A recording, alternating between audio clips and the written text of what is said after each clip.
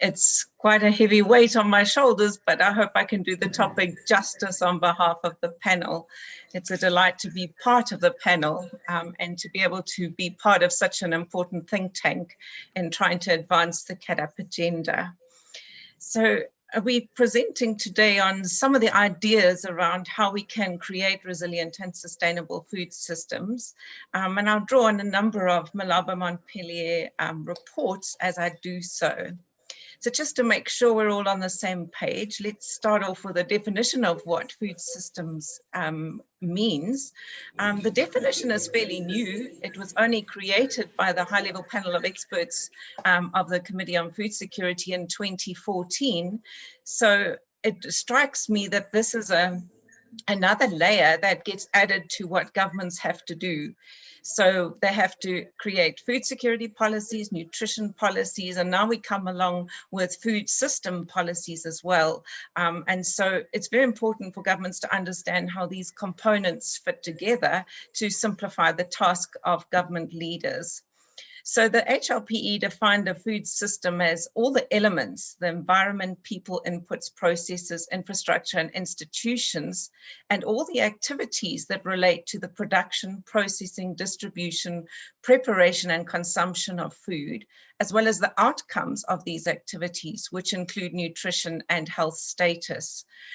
This should happen within the context of socioeconomic growth, in other words, driving the growth agenda, ensuring equity, and also through environmental sustainability.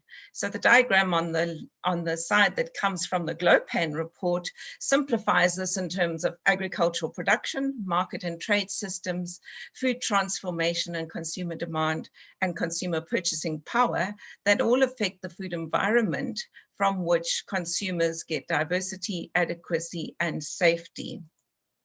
So the definition has been shaped in various different ways, but I need to go back one. But the nutrition is, as you can see from the diagram, is a core component of a sustainable food system. So nutrition is one of the elements that is fairly new on the food security agenda. It's not new on the health agenda, but it is certainly something that's been added to Ministries of Agriculture's attention to make sure that we have food security and nutrition for future generations, and that our current actions don't compromise the future nutrition and food security of people.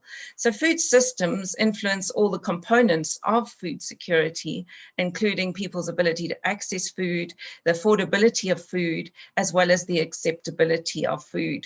And we'll talk quite a bit about this acceptability component, as this is very important in terms of cultural aspects related to changing behavior around diets. So food systems are shaped by consumer food preferences, but our food preferences are also shaped by what is available in the environment. So it's a fairly complex context. One of the other components that is important to understand is what is a healthy diet.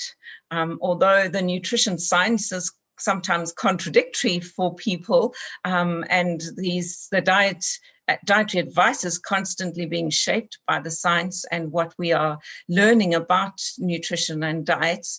A healthy diet is one that's health promoting and disease preventing, while at the same time with it working within planetary boundaries. So we should be able to get enough of all the nutrients we need without excess, and we should be able to avoid the introduction of health harming substances through all stages of the value chain. So these could be harmful bacteria, viruses, etc., as well as chemicals that are added to foods. So in addition, these healthy diets must be affordable and culturally accessible. So ideally, what we want to be working at through shaping food systems for the future is that we are progressively implementing change towards sustainable production and processing systems that don't adversely affect local and regional ecologies. So it's quite a tall order to put it all together. Something else to note at the beginning is that when I talk about foods, I'm not only referring to staple grains, but also to fish, fruit, livestock, including eggs, nuts, tubers and roots, as well as vegetables.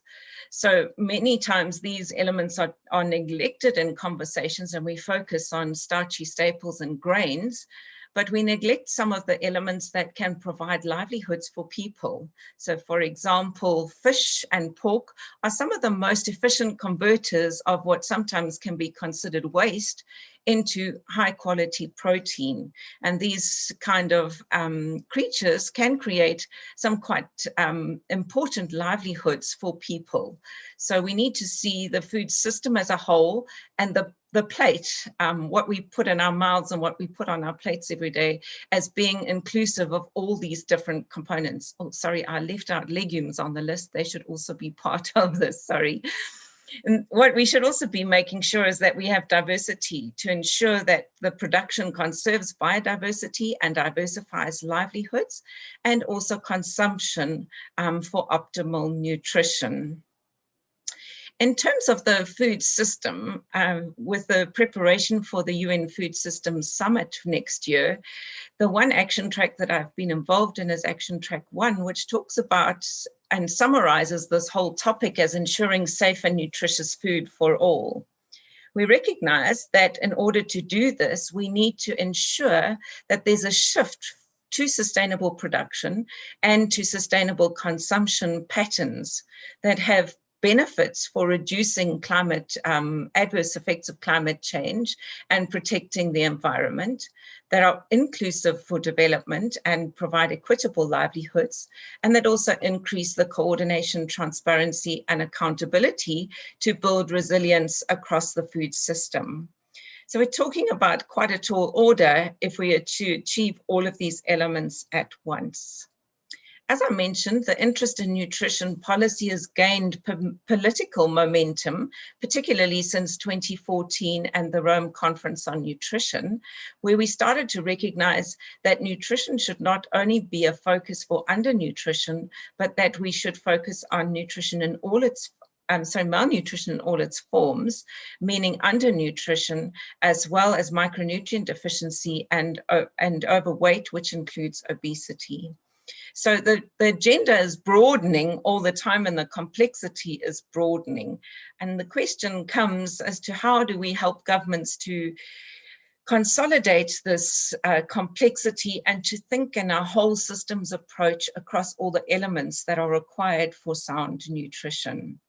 So we can no longer ignore nutrition, but we recognize that very few people involved in agricultural development may be trained in nutrition. So I think these kind of seminars are one opportunity where we can perhaps try and bridge those gaps in knowledge. So agricultural transformation, we know, is a major agenda for the African Union, but it really does require very careful planning so that the benefits ensure improved nutrition. So one of the statements that I like to repeat of Usman's is that design matters. How we design the programs and the policies is very important to avoid unintended consequences, particularly in the realm of nutrition. If we look at the progress we've made to date, Africa has somewhat patchy progress in terms of nutrition. In terms of the proportion of people who are undernourished, so this is taking the calorie count and looking at it from food balance sheets, we can see that Africa has made some progress in reducing undernourishment, but you'll see the red spaces at the bottom for Southern and West Africa show that these two regions have actually increased numbers rather than decreased numbers since 2004. In terms of severe food insecurity, only North Africa has managed to reduce, and that's only slightly reduce, the amount of severe food insecure people in these regions. Whereas with moderate food security, we see in all regions that countries have actually increased numbers rather than decreased numbers. So each of these elements measures a different component of food security and has different implications for nutrition. And so we need to look very carefully. So severe food insecurity would include chronic and acute food insecurity, including stunting and wasting, whereas moderate food insecurity would include more of your micronutrient deficiencies. In terms of child wasting, we don't have a regional baseline to draw from, but the numbers are relatively low, although again, not quite consistent across all regions. In terms of child stunting, Africa and regions have done fairly well in reducing child stunting between 2012 and 2019. The concern now is that perhaps COVID might reverse the gains that we've made. So we'll look a little bit at that later. Child obesity, however, has increased in North Africa, Middle and Southern Africa over the same period of time. And in all regions, adult obesity has increased. So we can see the patchy progress. There's some elements to celebrate and some elements that we really need to work on very much concentratedly to make a difference. In the recent report on the state of food security and nutrition in the world, a really interesting statistic was presented in terms of the people who can afford an adequate, nutritious, and then a healthy diet. And the statistics for Africa are pretty dismal. So it's estimated that 3 billion people in the world cannot afford a healthy diet. And in Africa, this is 1/3 of that 3 million people. So 965 million people in Africa are not able to afford a diet. So this provides, so this is 75 to 100% fall into this category in the countries in the darkest brown color. So you can see that we have a lot still to do in terms of the affordability of food and making food more accessible to communities. One of the components that has been neglected in considering a healthy diet is the burden of foodborne diseases. And here again, Africa really doesn't do very well. We do not have updated statistics. The last assessment was published in 2013 based on 2010 data, but you can see the pink areas in Africa are the second highest rate of daily disability adjusted life years with high child mortality and high adult mortality. But the red areas show where there is high child and very high adult mortality. So here people are not just getting sick, but are also dying from foodborne diseases. And these can range from a number of different things, bacteria, viruses, parasites, and contamination of food supplies. So we have a lot of work to do. We know that COVID is eating away at some of the gains that we have made over the last while and that Africa has been celebrating. So the recent SDG report for 2020 shows us that food insecurity was already on the rise before COVID, but COVID is threatening stunting and wasting in children. It also disproportionately affects smallholder producers, which we know is one of the major livelihoods in Africa, and is threatening food systems in terms of climate shocks, the locust crisis, which is also related to climate, and also conflict, which many countries are struggling with. For the first time in many decades, we see the number of people who will be pushed into extreme poverty increasing. And it's likely globally this will be 71 million people. And we know that a large proportion of that may well be in Africa. So along with conflict, climate shocks, and the locust crisis, we know that increases in costs of food and the lack of ability to move food around is reducing the purchasing power and the ability to distribute food to vulnerable populations on the continent. It's estimated that up to 132 million people may suffer from undernourishment because of COVID in this year. And so the numbers aren't looking too great. So it's very important that if we to improve food security and nutrition for all, we need to look at very rapid food system transformation. So this is going to require changes in how we produce food, how it's processed, transported, marketed, and consumed.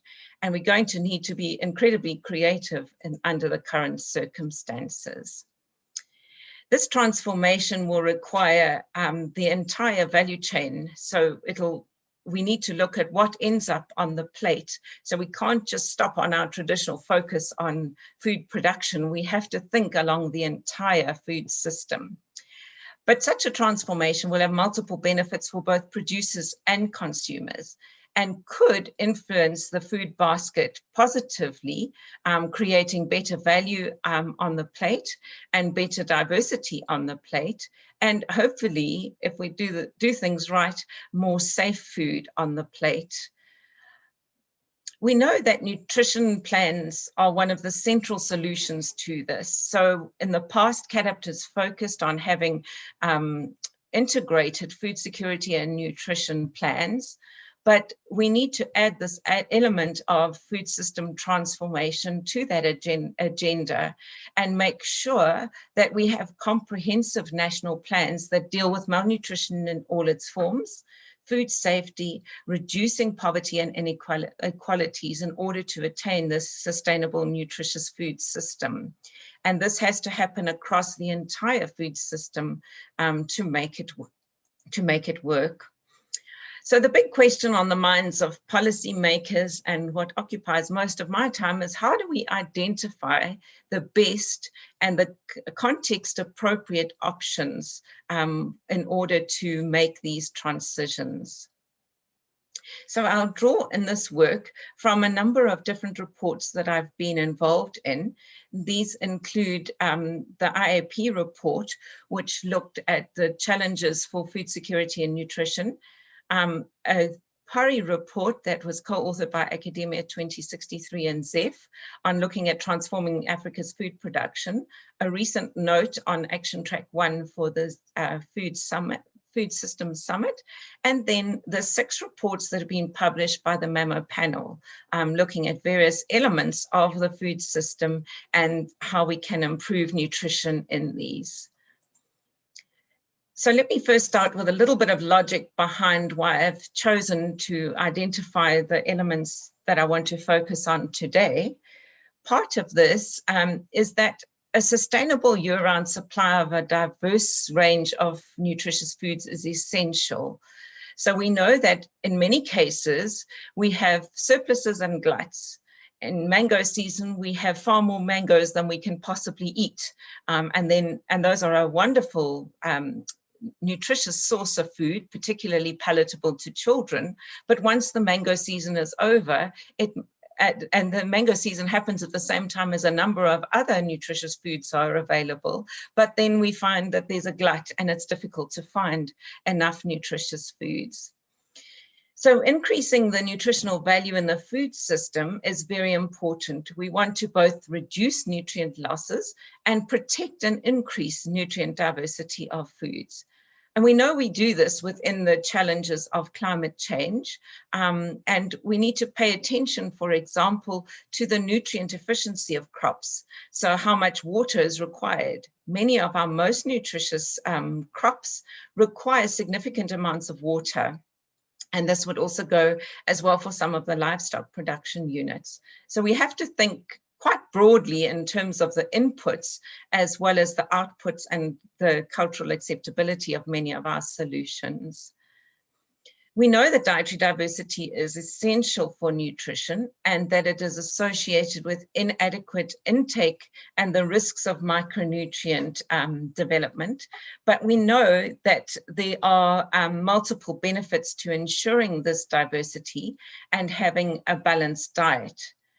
We also know that people with lower incomes are less likely to eat a diverse diet.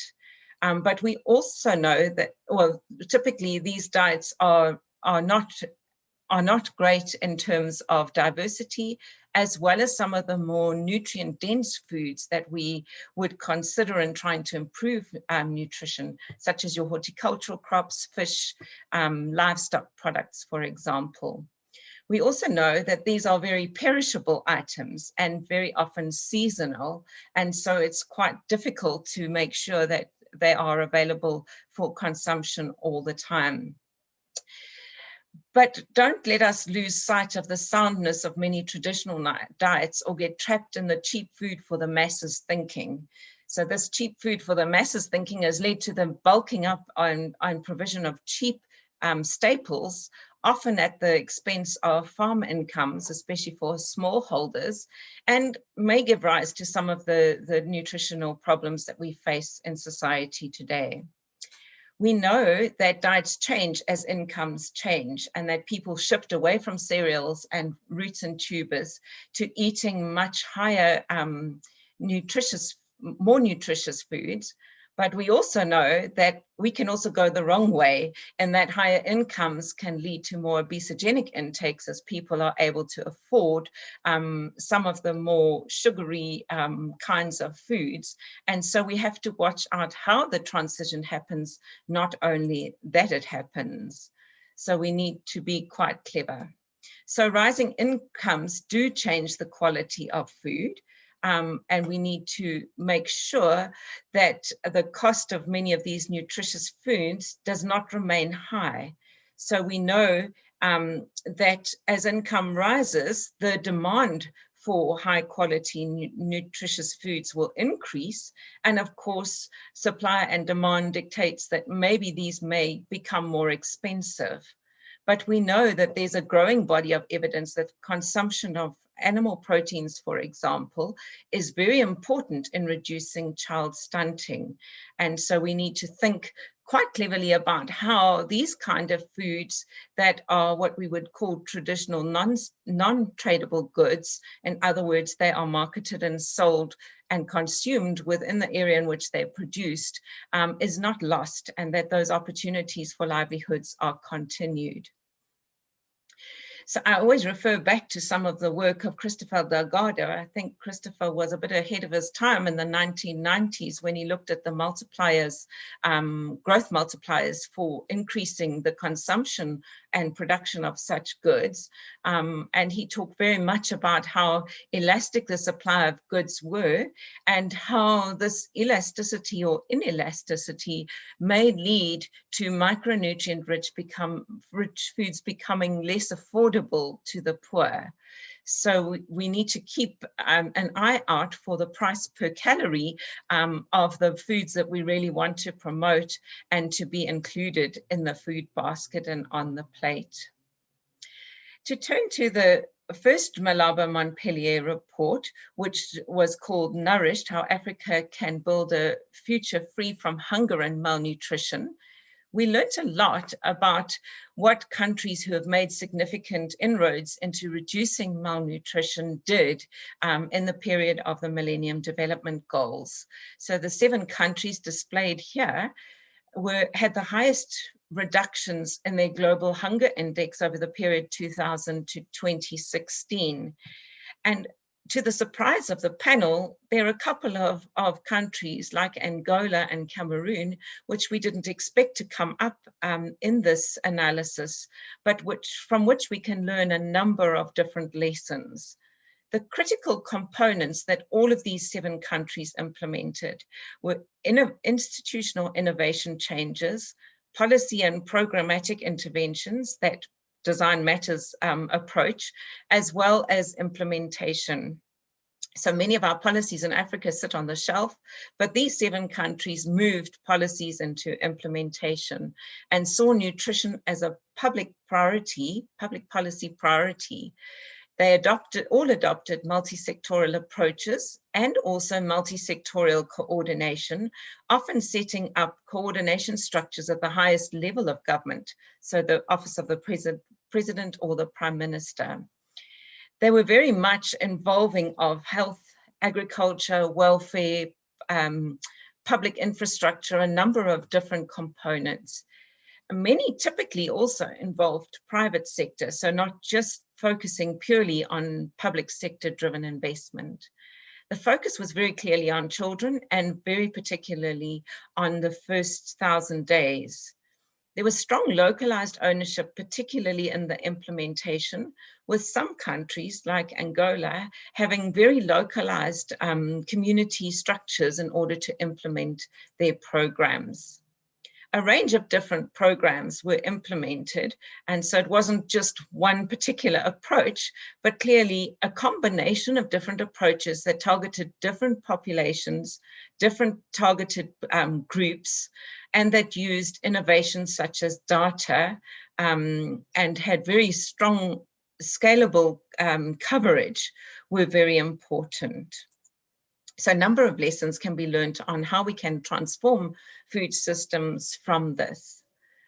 But looking into further down the value chain, apart from health interventions in nutrition and food production interventions, transformation of a food system in Africa will really require that we harness science, technology, and innovation to provide nutritious foods. So we need to promote product diversification. Some of the elements that are severely lacking in the African context are processing and packaging to extend the shelf life. For example, those mangoes that rot, they could be processed into juice, they could be dried, they could be canned. There are a number of different processes that can be used, and there are many innovative processes that can be applied.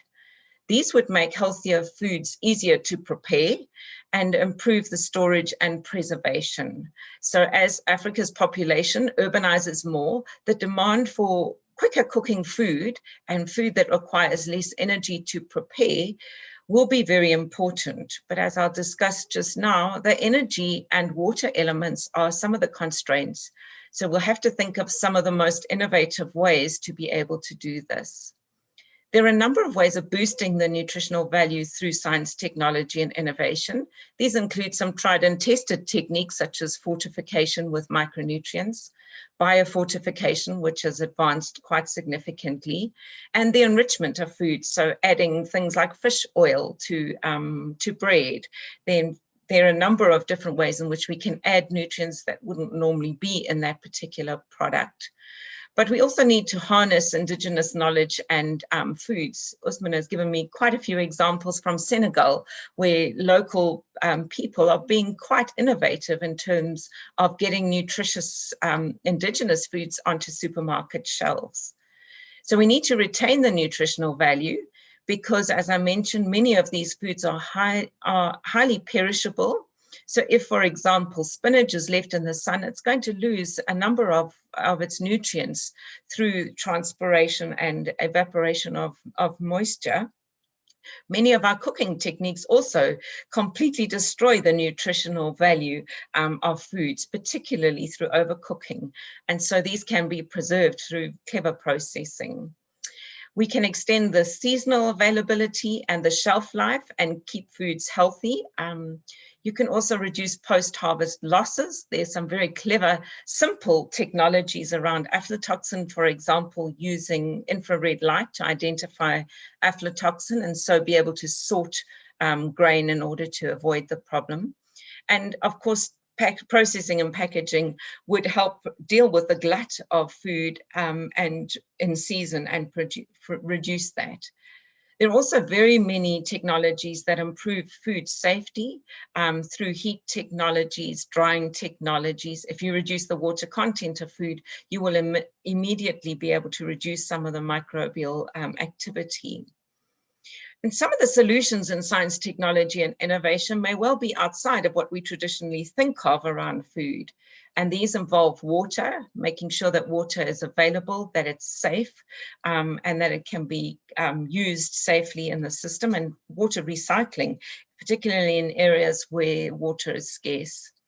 Sanitation is very important, and there's some very clever techniques around hand washing, and COVID is certainly creating greater emphasis on the need for sanitation. There are many waterless toilets. There are a number of different systems that can be used. I'll talk a little bit more about energy in a moment, but this is one of the major areas we need more emphasis on science, technology, and innovation development. So there are many different ways that we can apply these techniques, not only to crops, but also to livestock and aquaculture, as well as feed quality and the breeding of stocks. So in chicken hatcheries, for example, or fisheries, it's actually the hatcheries that are the major drawback to advancing the the growing or the production of these particular creatures. There are lots of appropriate technologies, biotechnologies and biosciences that can be used. So some of it, for example, might be tissue culture. Instead of relying on seeds, we could scale up the distribution of particular varieties of plants. So these modern breeding techniques can offer a number of solutions, although there are a number of barriers that we need to overcome in Africa related to this. Another major area of science, technology, and innovation is in the drudgery of Africa's unmechanized farming and food processing systems. And here there are a number of quite local technologies that have been developed and that can be scaled up in order to improve access. The Malaba Montpellier's Bite by Bite report outlines a number of different African solutions to how digitization can really make a difference in the food system. And some of them are fairly obvious, like providing information, including extension information, monitoring of prices and giving of price information, providing it making it more transparent, access to markets, payment systems such as M-Pesa, which doesn't only help in production, but also the distribution of social grants. Rwanda's Uber tractors are a very clever innovation and make quite a big difference in terms of the availability of serviced equipment for ploughing. Disease identification can happen and nutrition monitoring can happen. And one of the beauties of digitization is that this can all be integrated into one platform and provide multiple components in one go. Mechanization is very crucial, and the Milk, Meat and More report, as well as the mechanized reports, give some very clever ideas of how mechanization along the food value chain can add to livelihoods and to food security and nutrition. As I've mentioned, these can preserve and protect nutrients, improve food safety, extend shelf life, and create livelihoods. If you think about the multiplier effects that these mechanization components can add to life, it is quite considerable. So pooling of resources through creating some of these higher end technologies can be very crucial. So if I think of in the CADUP review process, we were taken to Rwanda's One Family, One Cow program, where households are given a pregnant animal. If the animal yields a female offspring, it's handed to another household. If it's male, they keep it. But I was fascinated by the multiplier effect that was obvious in discussions with the households, how the milk has moved from the farm to a central storage facility by people on bicycles who don't have farms themselves.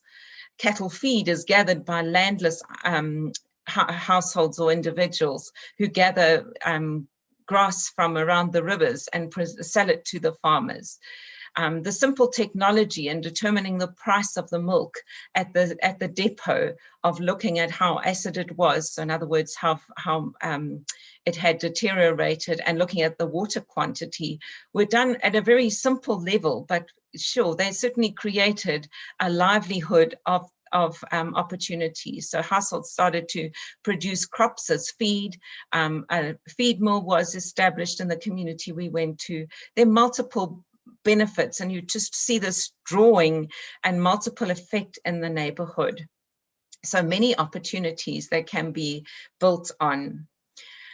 But some of the major constraints, as I've mentioned, relate to water and water quality, poor sanitation, which undermines any efforts at trying to produce safe food. But electrification is one of the major constraints to technology adoption. There are many very clever non-electrified solutions, but many do require electrification, particularly cold chains and refrigeration, and also some of the food packaging and food preservation techniques that involve, for example, thermal processing or otherwise chilling.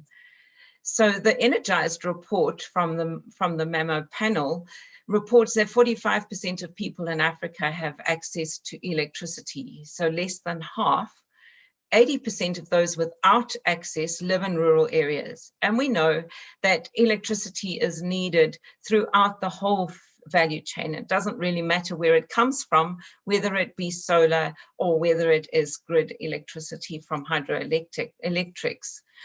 But households really need them. So the Energized report has many examples. One of them that I think is quite helpful in this context is Zambia's cluster approach to SMEs, where fiscal incentives to boost the diversification of energy supply have been a focus. So providing farm blocks and industrial cluster zones for processing.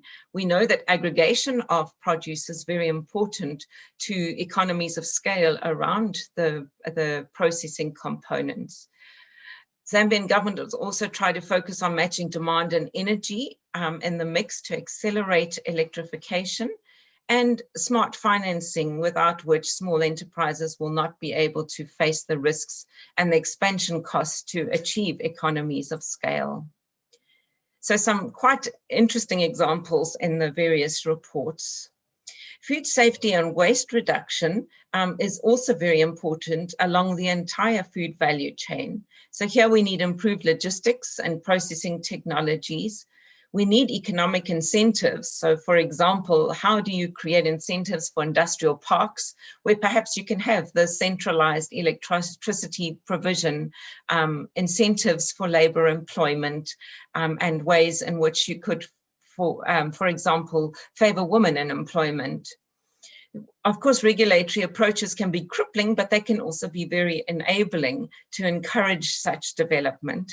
And education and advocacy campaigns do have a very particular role to play, especially in innovation. The vertical integration of food chains can also shorten chains and benefit smallholder farmers and traders. Again, this takes a bit of thinking in terms of the kind of technologies that are appropriate if we are going to shorten those food chains. And this links very importantly to the capacity to test and certify products. We seriously need cheaper testing models that can be applied at farm and that can be shared perhaps by a few producers or processors, so that people are able to monitor the quality of their food and ultimately enter into more formal value chains. So there's several ways in which we can adjust to sustainable food systems. I've talked about how we do that on the production and processing side, but we also have to give very careful consideration to the consumption side, and how do we shift diets to more sustainable consumption. This is what I was getting to in the definition of a healthy diet at the beginning of the presentation. So we recognize that population and growth in Africa is exceptionally high, and it's going to put more and more pressure on food systems. It's estimated that we're probably going to have to triple our production in order to keep up with population growth. But what if we were also to reduce the demand on the food system? Not saying that people should eat less, but how do we be more mindful of what we eat? How do we create more healthy food environments to support the choices that people make in their particular environment? Particularly looking at how this could limit the burden of non-communicable diseases.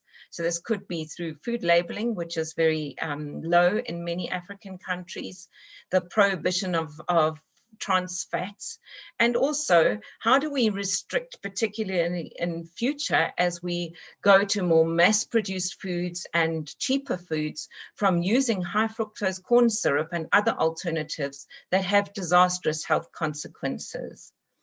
So creating healthy food environments enables nutritious food choices to be made.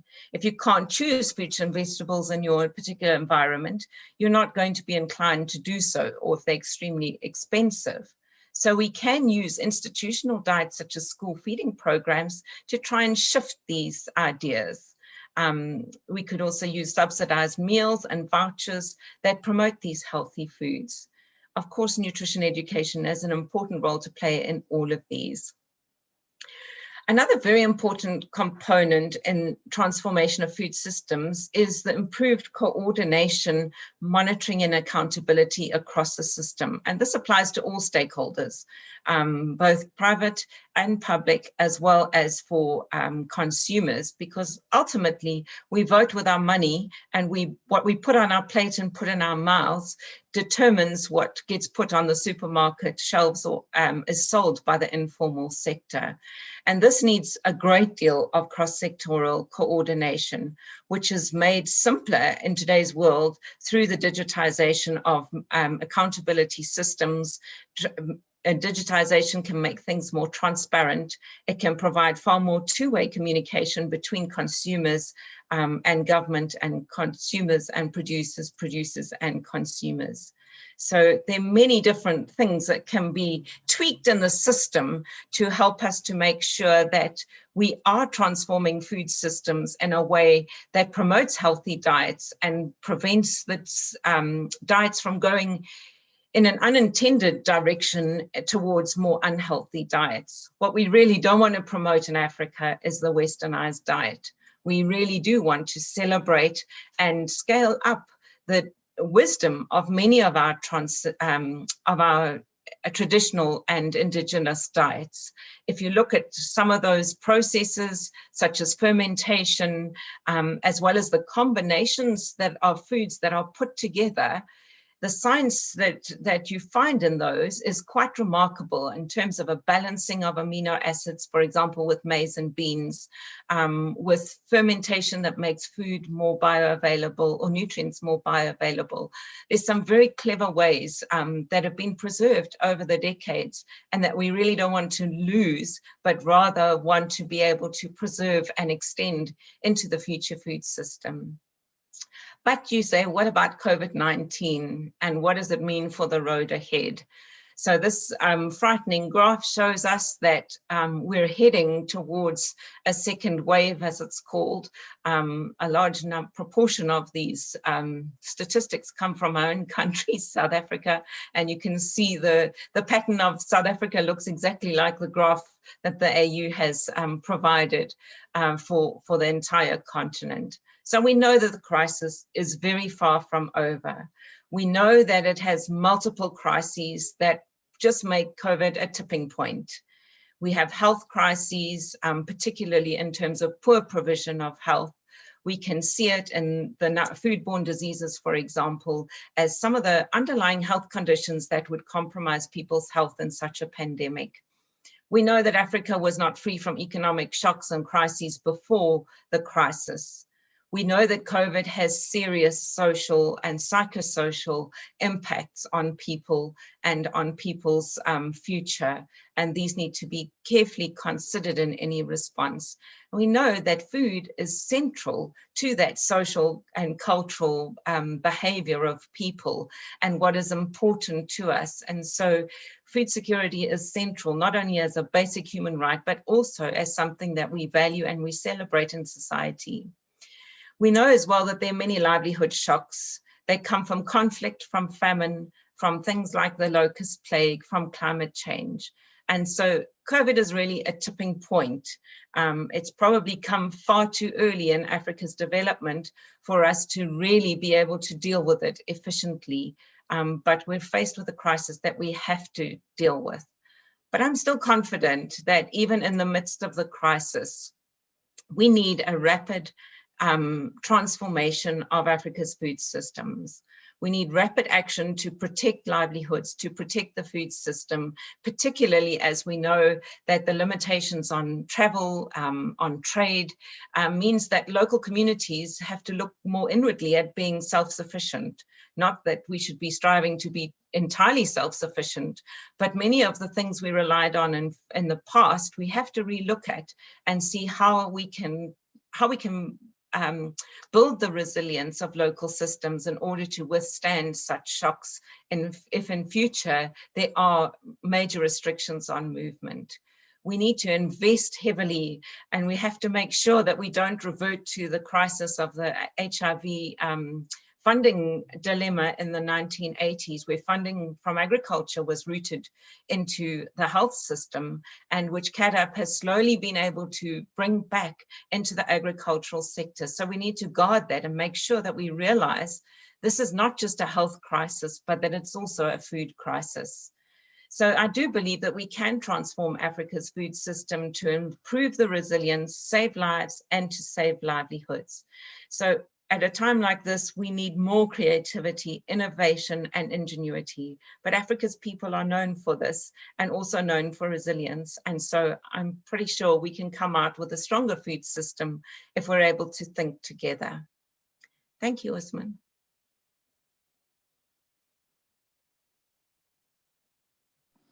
That was a tour de force. Thank you very much, Cheryl.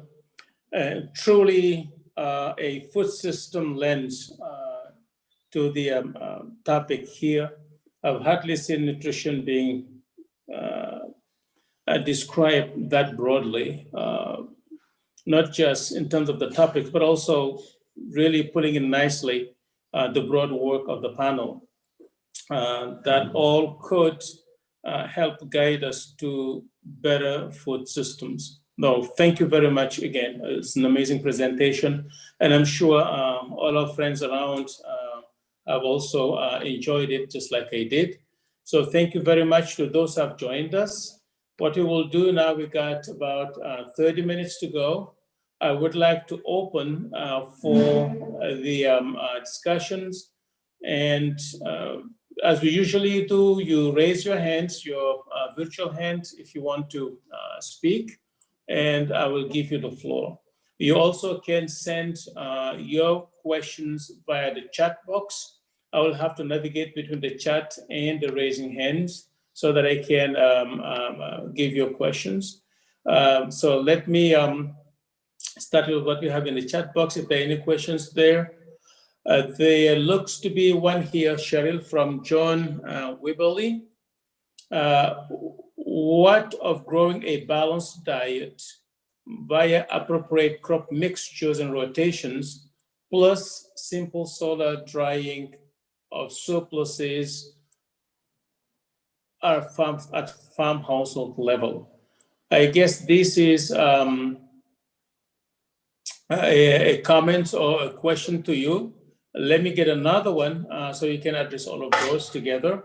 First of all, from Tom Arnold, a great presentation, and I do agree. The MAMA panel reports used case studies to illustrate stories on the particular topics being discussed. For example, as in the nutrition report, are there countries in Africa you can point to where they have been successful using a food system approach in their national strategies? Good question. Do we have any other questions? I think this is the same thing from Wibberley. Again, questions here. The first sentence is not very, there's some typos they couldn't read it, but let me go to the second. How do you perceive the potential of conservation agriculture in limiting water use and securing balanced diets? Why don't we start with those three, and then I'll take more as they come. Okay, thank you. So yeah, the rotational cropping and the conservation agriculture, I think, go together. Both are technologies that have been advancing and certainly are context specific. Your rotational cropping would be very dependent on your seasonality as well as the agroecological environment in which you find yourself. So yes, for sure, a very clever cropping with companion plants, with foods that can complement each other would play a very important role. And solar drying is certainly one of the oldest techniques for being able to store foods and to store food safely. Although some research that I've seen, again, it can be negated if you don't have quality sanitation and good water supplies to make sure that your food handling is done correctly, and that you have the correct storage environment in which to store those foods. So it's not just about the processing, but also the storage capacity. In many traditional homesteads, you find that buildings or structures are multifunctional and may not be purposefully built for storing food. And so you may not be able to adequately control the moisture in the environment, for example, or exposure to sunlight that would be crucial to protecting those foods in future. But in storage as well, it's the packaging that makes a huge difference. But what we don't want to do is add to the plastic in the environment and plastic in the ocean. So we have to be quite creative.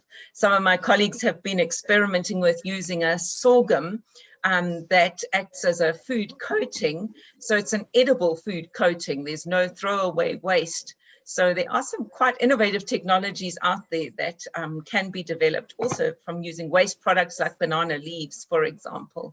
But yeah, the pesticide management, the entomology involvement in making sure that storage works is very important. Something that's intended for good can sometimes be detrimental to our health. So again, it really the design matters. Tom, you asked a tricky question. As I mentioned, food systems only emerged on the agenda in 2024 and were only taken up by the world in 2015. And so they've relatively new. The uptake was a little bit slow, but has multiplied now.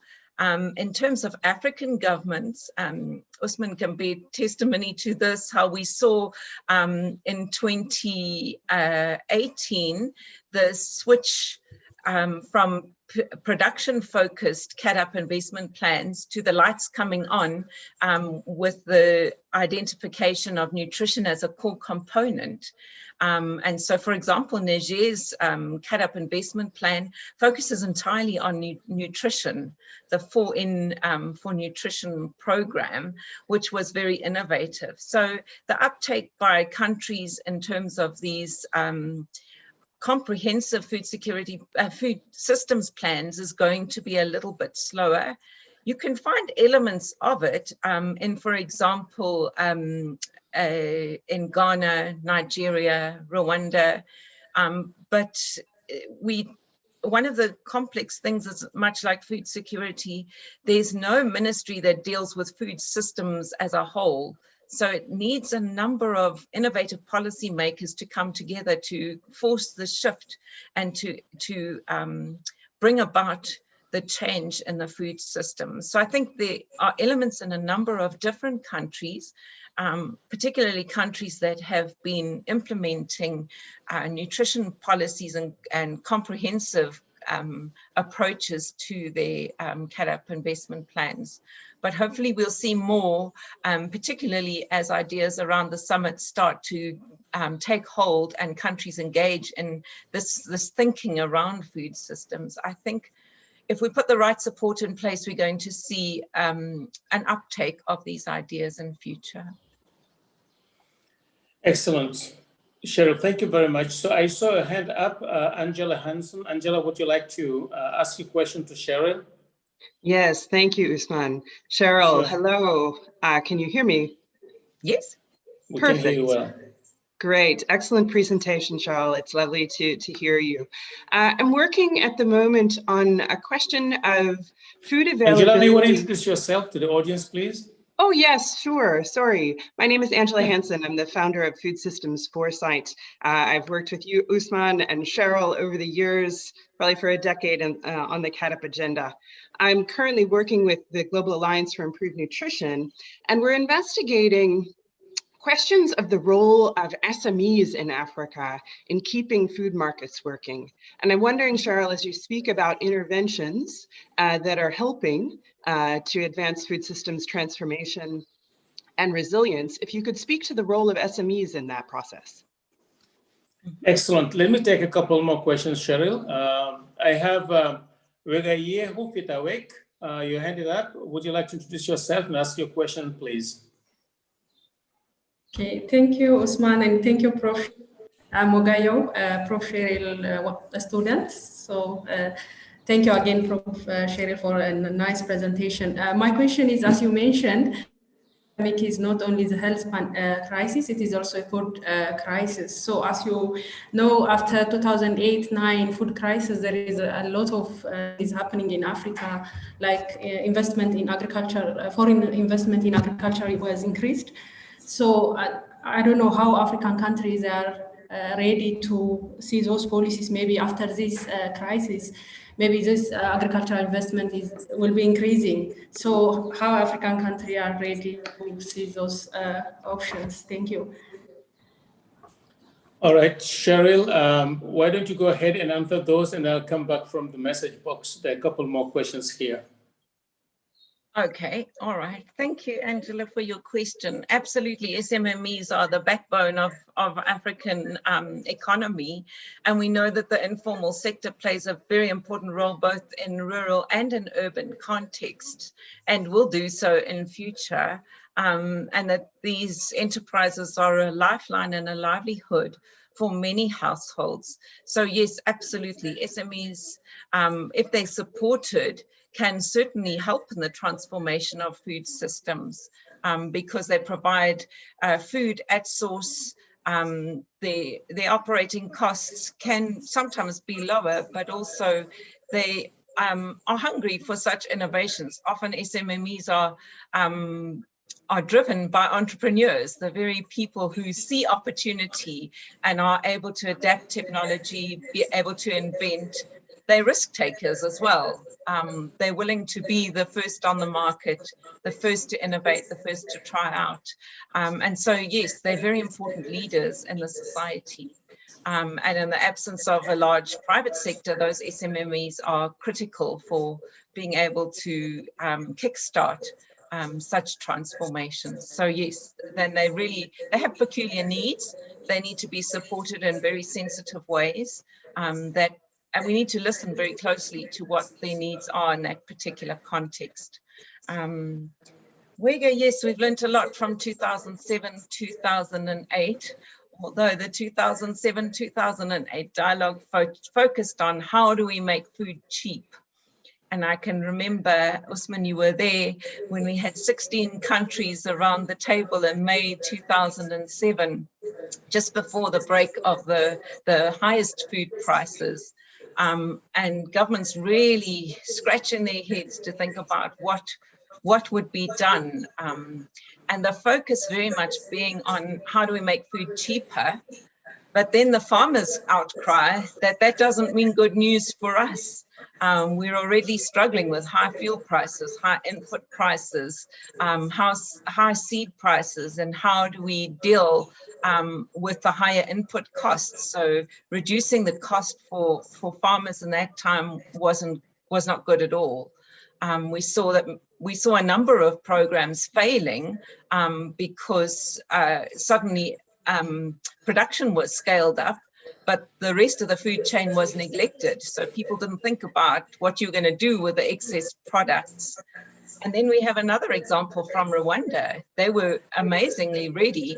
So when the World Bank said there's $10 million for each country who can come up with a plan, Rwanda was there immediately with their CAD-up investment plan saying, we've got the idea, we're going to buy in bulk, import fertilizer, and then auction it off at the border, not interfering in the internal system. So they're the SMEs were the ones who took the fertilizer to every remote village in Rwanda. So I think there are lots of examples that we can pick up on and learn.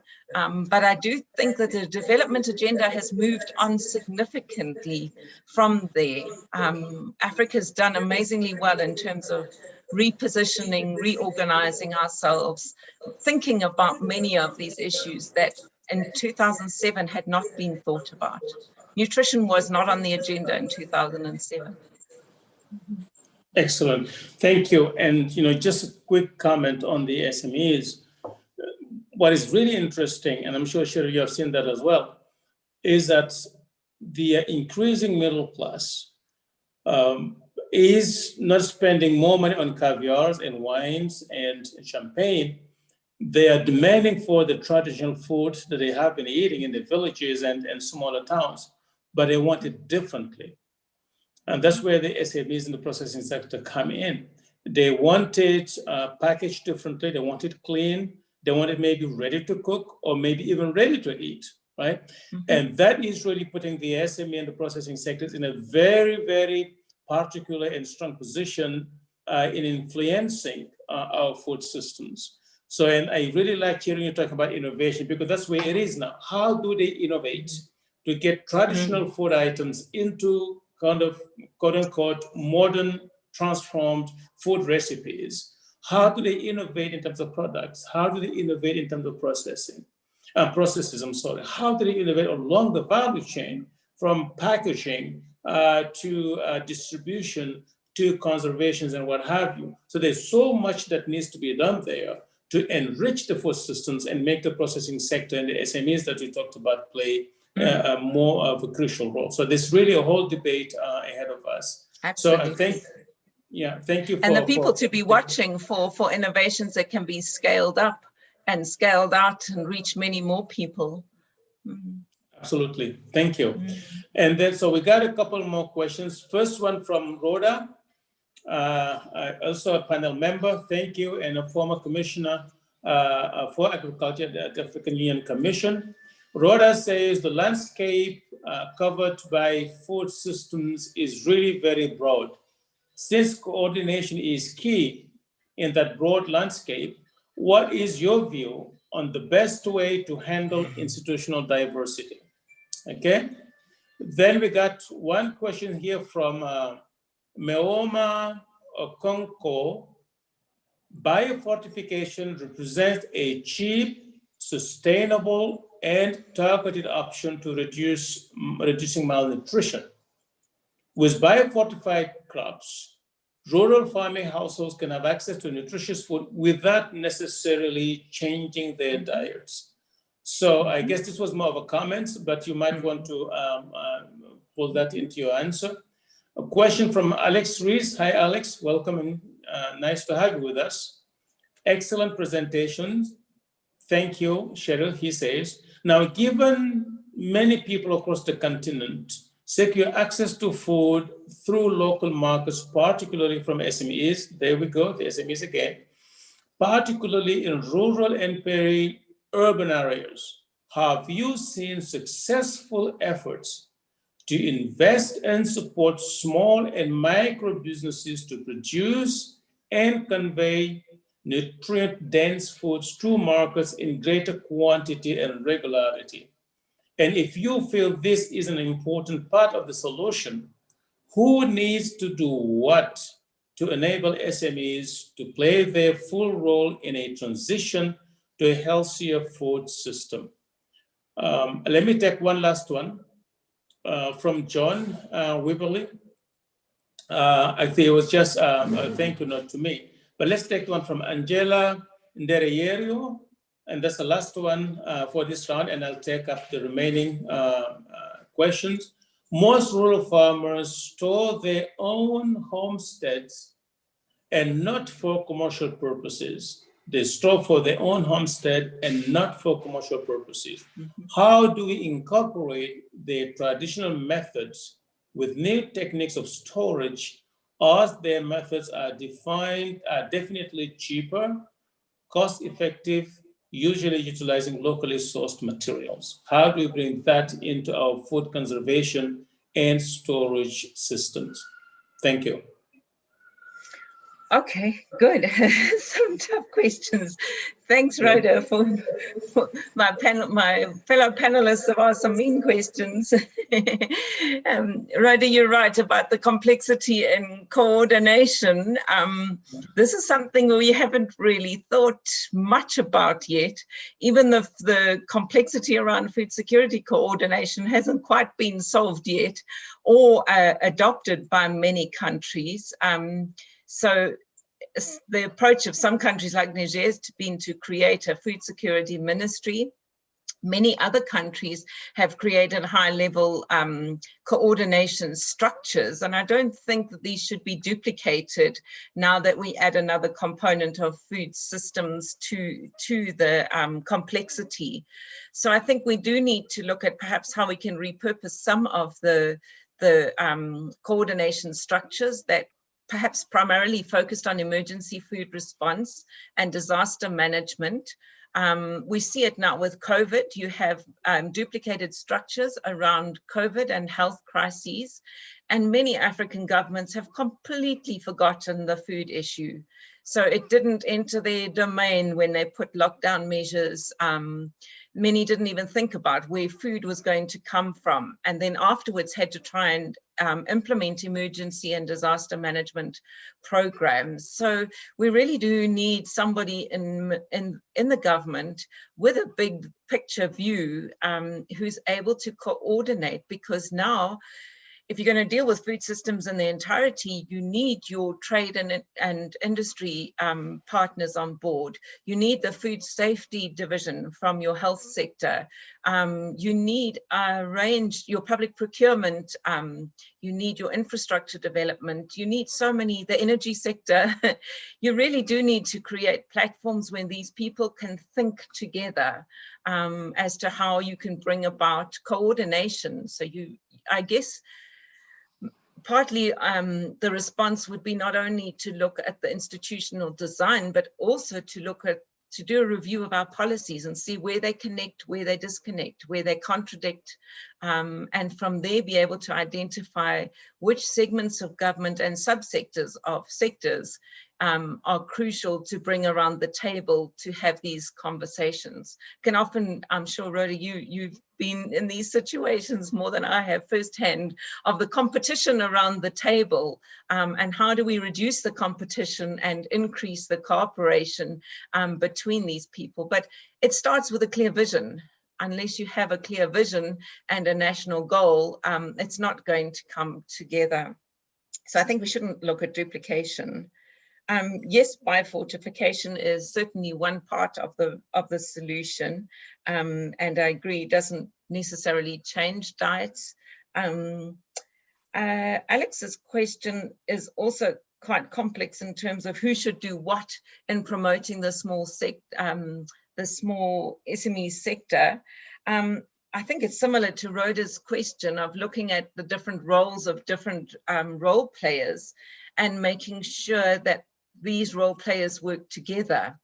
Very often African government policies and African discussions focus purely on public provision of resources, but we really do need to look at how do we get the private sector to see this multiple network of SMEs as part of the private sector, and adopting them as part of that network and the stakeholder network. So very often informal sector is seen as a nuisance, but we need to see them as a critical part of the solution and playing that role and as a conduit for both funding, for provision of goods, for the multiple services that they provide, but making sure that finance in particular is accessible.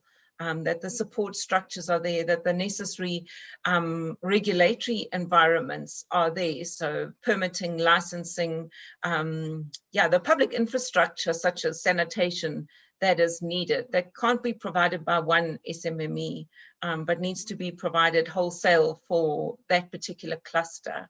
But the aggregation of SMMEs is also one way that facilitates that engagement, because you have a number of different enterprises clustered in one place. Often they're mobile, so they'll move from one market to the other, depending on, for example, grant payouts or where the demand is or where the supply is. So there's a lot that we can learn from them as to how do we shape financial products, how do we shape the public support that's needed for these enterprises. With regard to traditional storage, yes, I agree. There are many benefits to traditional storage, and yes, they are cost effective, but scaling up traditional technologies is not always perfect.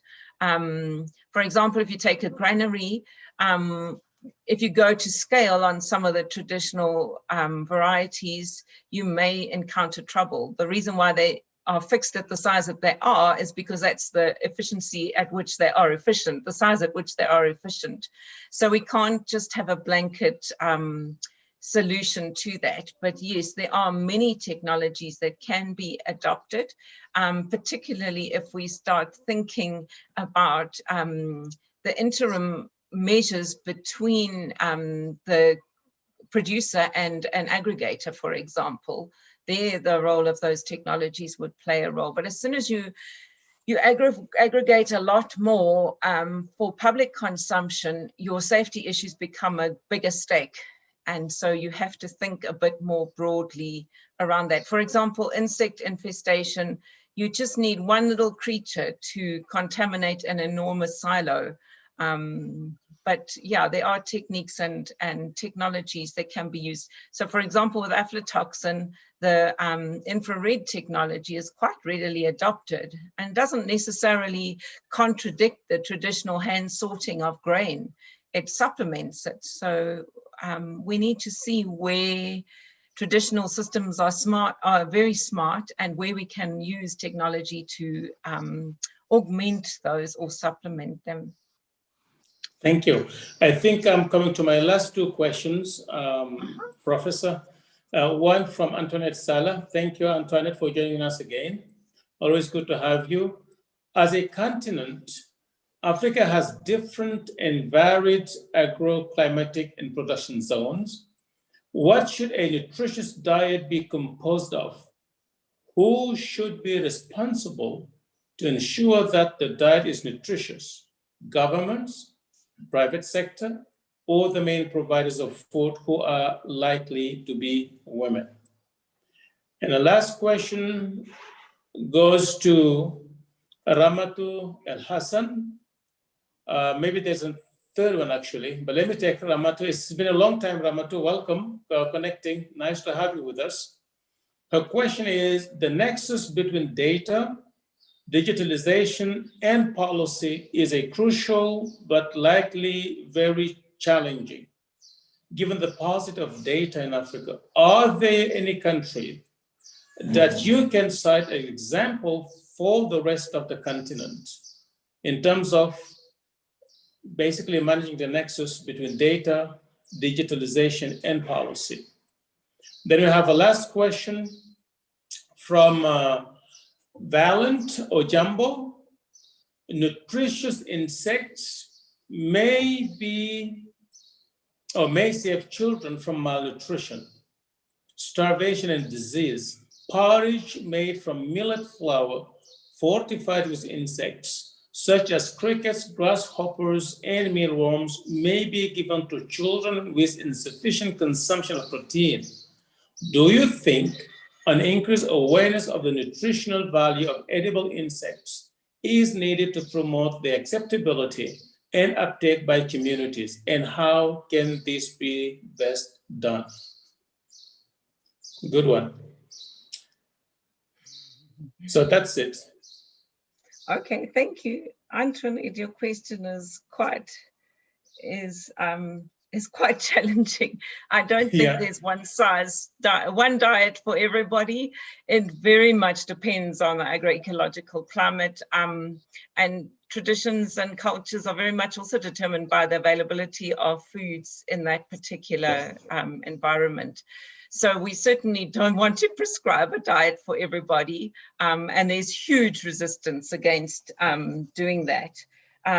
Yeah, I do think that the people who are responsible for what you eat are the people who are the providers of the food, the people who prepare it. So yes, very often it is women, and women are quite amazingly creative, as well as trying to create that diversity in diets within sometimes the quite constrained cultural inhibitions of fussy eaters, particularly amongst children. So yes, it should really be at the household level.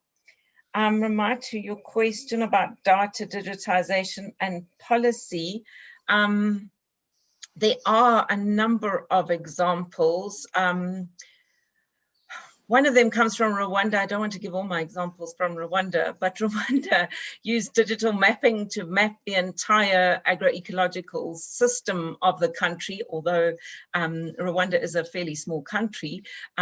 They mapped all the agroecological zones, decided, for example, which variety of banana or plantain was best to grow in each particular environment, and then set about using tissue culture to scale up the provision of seedlings, so small plants rather than, so they take a huge amount of the risk away from the communities. The success of growing small plants is much higher than starting further down in the seed system.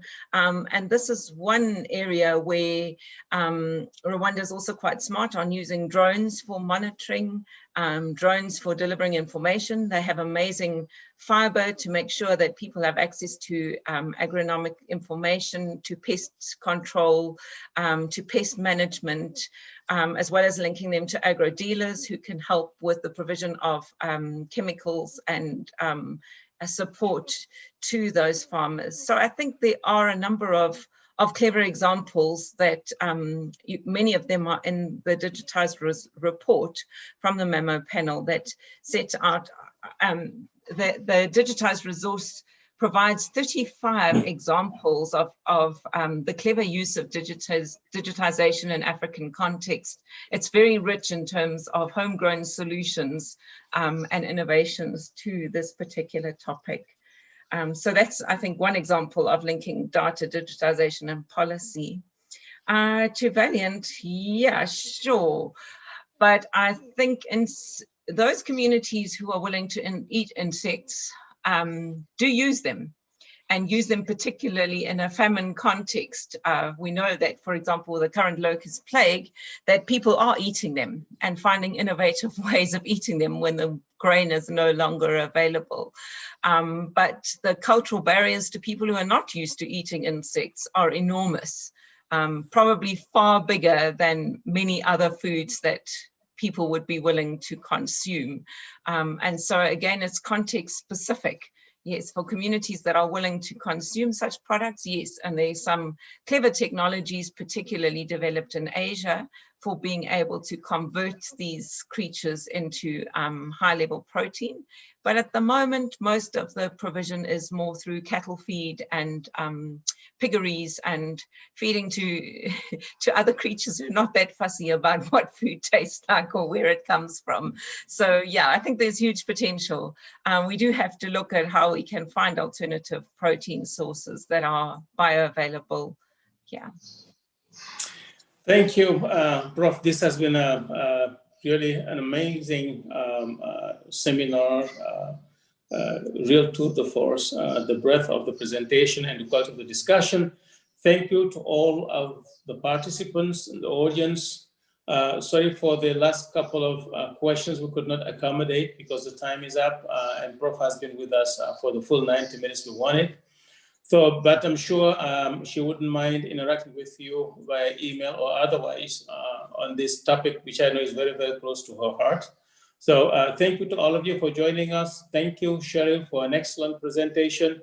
And let me just acknowledge again, one more time, former Commissioner Rhoda Tumusine with us. It's a pleasure to have you with us, Rhoda.